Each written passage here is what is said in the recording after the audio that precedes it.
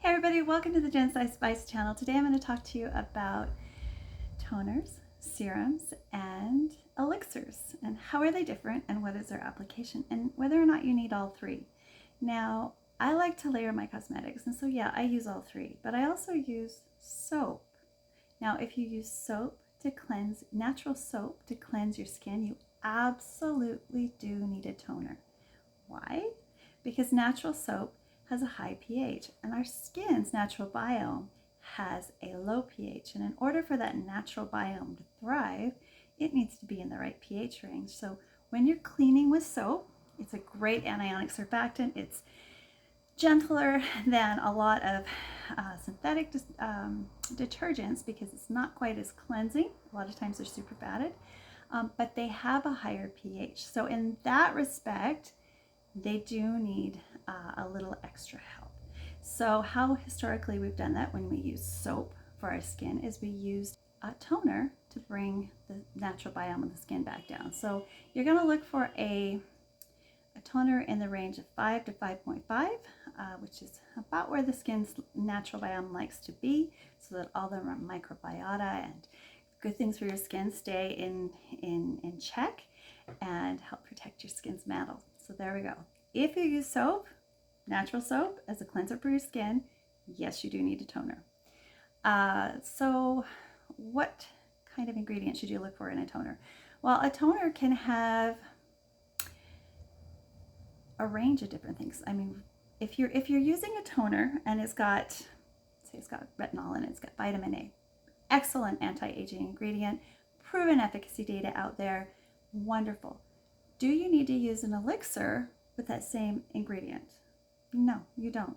If you're adding more and more and more retinol in all three layers, say your serum has retinol in it, and your toner has retinol in it, and your elixir has retinol in it, they're all doing the same thing, essentially.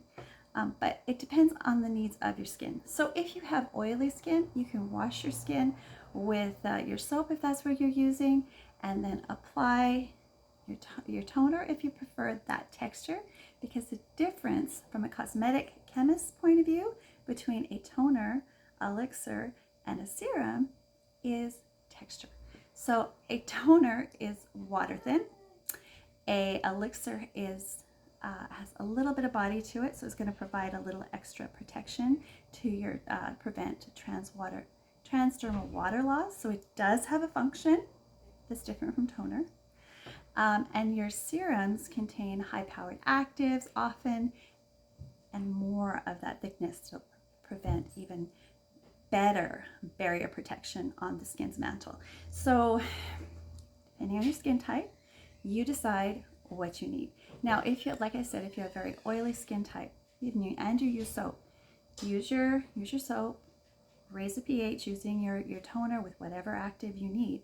But if you want to use, say, niacinamide, or you want to use Seppi White, or you want to use something to brighten, lighten, you can use either another watery thin toner, or you can step up your system and protect your body against transdermal water loss as well.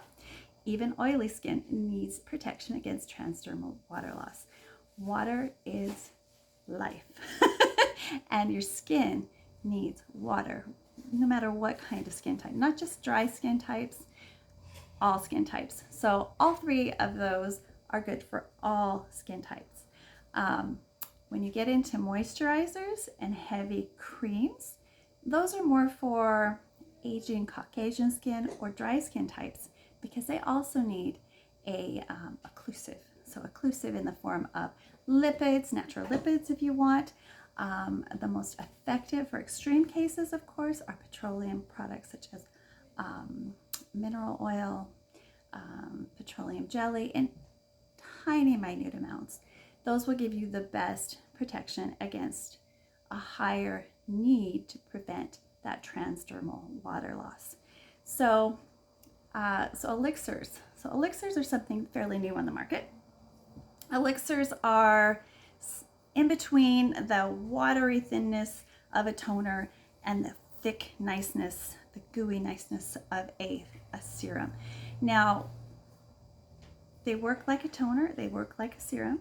So if your skin has no additional water protection needs, and if you are using a soap as your cleanser, I would use both the toner to raise your pH and an elixir with some other active that does something that you need. I don't recommend using multifunctional powerhouse blends because often you get things that you don't need. Okay, so we talked about oily skin needs and where you go from there.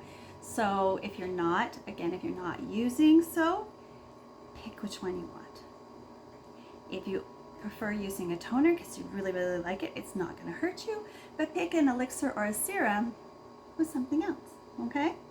Yeah, and like I said, I don't recommend mixing it up because sometimes actives will be counterproductive, and if you're not a chemist, you don't really know if they are, and sometimes beauty brands out there do it for marketing, so maybe it doesn't have quite as much as it should to be, you know, what you're hoping it to do. So pick them based on what you want them to do, not a marketing story. Okay, so if you have normal skin, and you're not oily, not dry, then choose. And you're not using soap, you don't need a toner, right? Pick either a serum or a essence if you prefer that thinner feel instead, and that's just fine. Your pH of your skin, if you use say a sodium isocyanate based skin cleanser, isn't going to be super high because it's not a carboxylic soap. It's a surfactant that is usually pH balanced. Okay, we like to do that so that the skin's natural biome isn't disrupted unnecessarily. Okay, now it's a good idea if you're Caucasian and you have normal skin to also follow up with either a skin cream or a moisture barrier, because as we age, we stop producing quite as much hyaluronic acid, and that's my favorite active. Every one of my actives should have hyaluronic acid in it, because my skin, as I get older, as a Caucasian female, is getting dry. I have never had to worry about dry, and dryness equals wrinkles. Now, if you have dry skin, and you use soap, not only do you need the toner, but I would recommend, just from a cosmetic chemist point of view, that you use everything in your arsenal to combat that transdermal water loss. And if I had dry skin personally, I was using natural soap because I wanted everything to be natural. If you want to stay away from some synthetic detergents, which there are many Cosmo approved synthetic detergents out there that are naturally derived, but they're not 100% natural. That comes down to how they're manufactured, and that's just semantics, really. Yeah, in my opinion. I mean, a coconut soap, for example, and a sodium lauryl sulfate product both come from coconut, or say cocoa betaine, again, coconut.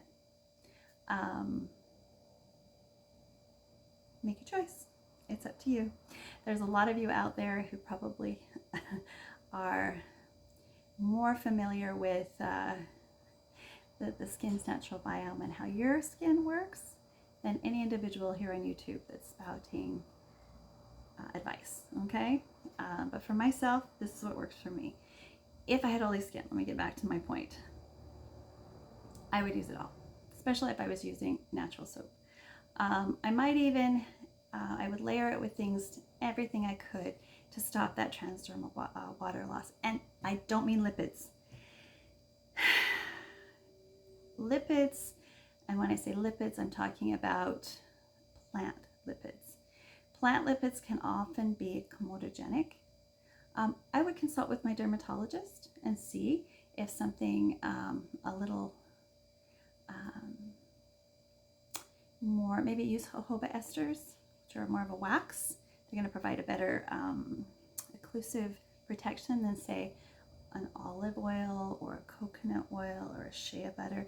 Even though those butters are thick, they aren't necessarily a better barrier or occlusive. They do have occlusive properties, but go with what makes your skin feel good, okay? So there you have it, the difference between a toner and why you would use a toner, an elixir, and a serum. So mix them up if you want to use all three, choose the ones that you need, and have fun protecting your skin from transdermal water loss. Bye for now.